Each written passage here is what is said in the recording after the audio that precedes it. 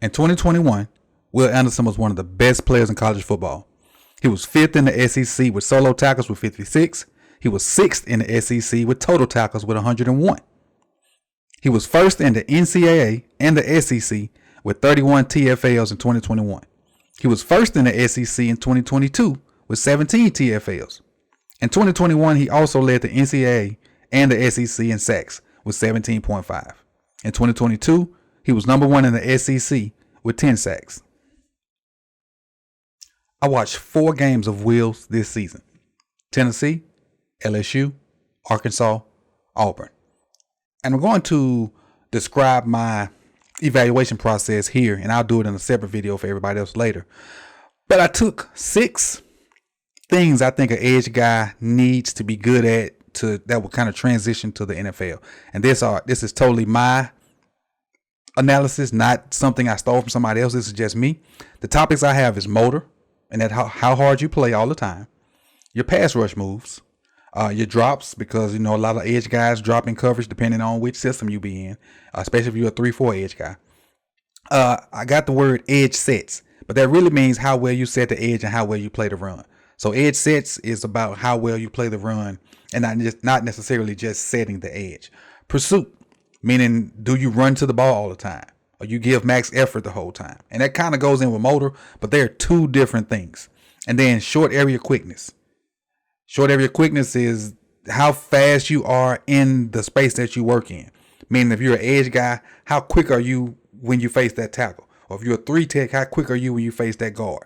And so all those things I got them labeled or numbered from 1 to 20. I gave you a score from 1 to 20 based off how well I thought you did. And what's that's going to allow me to do is track everybody and evaluate everybody on the same level and give a relative score that would kind of match each other. And that's, if I got a good pass rusher and then I got a good guy that can cover, I want to make sure I got enough information to evaluate them and scale them on a similar level, because I do want to have a ranking system, and this is going to help me with my ranking system. Now, with that being said, let's get into Will Anderson. So, even though I got 6 categories, drops is one of the categories, and I had to take him out because in the 4 games I watched, I only see him drop like maybe 8 times. None in the first 2 games, which were Tennessee and LSU, and only a handful of times versus Auburn and Arkansas. Versus Auburn, it looked bad. Versus Arkansas, it looked bad. Versus Auburn, it looked better. So what I did was I just took his drops out. So I'm going to add his score up. Then when I divide it by 6, I'm going to take drops out and I'm going to divide his score by 5, and that'll give me his total score at the end. So with that being said, let's look into Will Anderson film. So let's take a look at a few plays from Will Anderson before we wrap this thing up. And you'll see him right there on the right side of your screen, Will Anderson, number 31. And this is a simple TFL. Led the country in that 2 years ago. Led the SEC this year. This is one of the things he does good. And again, he's not blocked here. Look, he's in a place where he plays it perfect. His shoulders are square to the line of scrimmage. His eyes are on the ball carrier, and he can play either one. If the quarterback decides to keep it, he can slide inside and go take that. Or if the running back gets it, now he has a one-on-one, open field tackle with the running back, and he's a great open field tackler. Watch. Nowhere for him to go. Even though some help came, but there's nowhere for him to go. Let's roll to the next one. On the right side of your screen now, coming off the edge. These are back-to-back plays now in this Vanderbilt game. Back-to-back. Didn't stand a chance. That kid didn't stand a chance. But I do want to show you something, though. Let's talk a little bit about what's going on in the sack. Whereas we just seeing the sack. Kind of talk about it. So at this point, the bend of the tackle is not very good anyway. But watch Will take this hand. He's going to take this hand and just get rid of it. Just watch. Just watch how it disappears.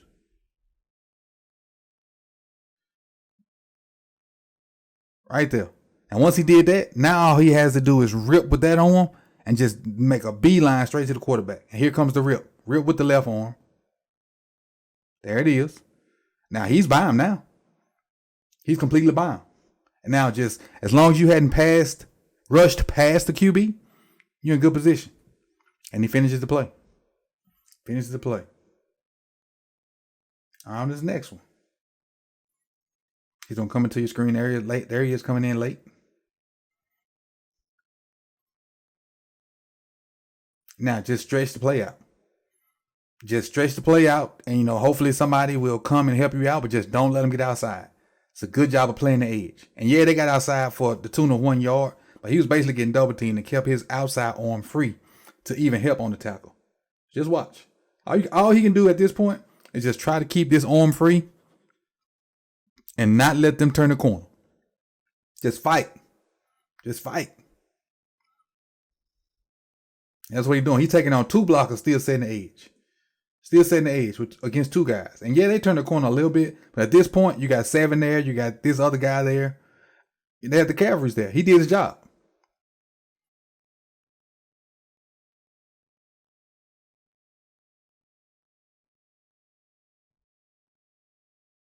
In this last one, watch this move. Watch the quickness.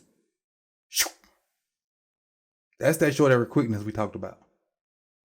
That's the short area quickness we talked about.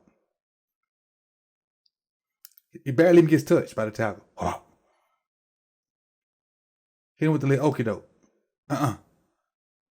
And he's using his hands with it too. It ain't just feet. Let's slow it down for you. Some of y'all might have missed it. Let's slow it down a little bit. Look at the hands. Just threw that hand out the way. Quarterback on the run almost as soon as he catches the ball. And that's what you get out of him. Especially, he does this to guards all the time. He got a tackle on this time, but what I think would be a good play for him is, and I'm not comparing him to Judon, is that move where, like, Judon got a bunch of his sacks this year, where this 93 takes on the tackle, and he kind of starts in and kind of loops around it. I think he'd be perfect for that because of his quickness, especially versus guards. So with all that being said, and with the film we watched, let's get to the scoring. So for Will Anderson, for the whole edge group, we're going to have 5 categories. And I think I mentioned 6 at the beginning of this video, but I changed it to 5, and I'm going to have 5 for everybody. And each position group will be different. But for the edge group, we're going to go off motor. We're going to go off pass rush moves or pass rush ability. Edge sets or just how you play the run if you're an edge guy. Whether it's setting the edge or, just beating double T. It's anything in the run, but I just got it labeled as edge sets. And pursuit and short area quickness. Those are the 5 categories we got. So it's 1 through 20 for each category. So you can get a max score of 80 for each game. And so what I did is for each game, Tennessee, LSU, Arkansas, Auburn, added all the numbers up, divided them by 5, came out with Will Anderson's score. So for motor, for the 4 games, he has a 55 out of what could possibly be an 80. Pass rush, he has a 55 out of what could possibly be an 80. Setting the edge or versus the run, he has a 60 out of what could possibly be an 80. And then pursuit, which is what bothered me the most about Will Anderson.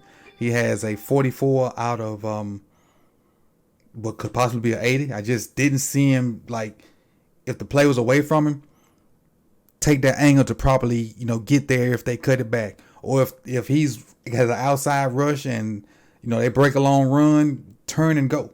I just didn't see enough of that from him. And that's why his pursuit grades are so low for me. As far as short area quickness, which was his best category, and you saw that basically versus everybody, but I highlighted in that last clip, he has a 71 out of 80. And, he can get in there and go to work on guards. Guards can't really touch him in the pass rush moves if he's in there enough. But Bama played him in a bunch of different spots. And some of the spots I think he might have been out of position. But, it is what it is. So, total score for Will Anderson, the first Sip the Tally and more Sip the Tally draft prospect of 2023, is a 57. A lot of people probably going to be underwhelmed and mad because I gave him a 57. But his score can possibly change because he's the first one. And so everybody else that I do in the edge group will be compared to him because he was first. I may see other guys not play things as good as him, and I may bump his score up. So, with him being the first one, his score is going to fluctuate possibly. Everybody else in this group is probably going to be set in stone. The first person in every group may go up and down. I've already even looked at my second person already is Jalen Carter from UGA. Got his scores. I don't have the film for him yet, but his scores are a little different. And, this process is starting, what's today? Friday the 13th at 11:48 p.m. So this is the first of many. Appreciate everybody for coming through on the More Sip the Talent channel, even though I got my Ravens hat on. This channel is for everybody. So you'll see Ravens fans here, Steelers fans, Bengals fans, Broncos fans, Chiefs fans. Like I told somebody the other day, I put a post up about Will Anderson, and they were like, "We don't need him. He's not gonna be there." And what I have to tell them is, during the season, I'm a Ravens fan, true and true. Most of my content is going to be for the Ravens unless it's on the More Sip the Tally channel. But in draft season, I'm from the streets. I'm for everybody. All 32 teams, they for me. So that is what it is. So again, don't want to keep dragging it out, but this is Will Anderson. Final score for today of 57, which could go up depending on who I do behind him. And I appreciate you guys for coming through, man. Thank you. Like, comment, share. It's going to be a long draft season, no matter what team you follow, because I'm not sure what this draft class holds because I held off on watching big-time college football up until the playoff games. So me looking at a lot of these tapes are raw. And what I will tell you is, from watching Bama versus Tennessee, I'm excited to look at number 11 for Tennessee. I think his name is Hyatt, maybe. But that's all I got for you. See y'all later. Peace.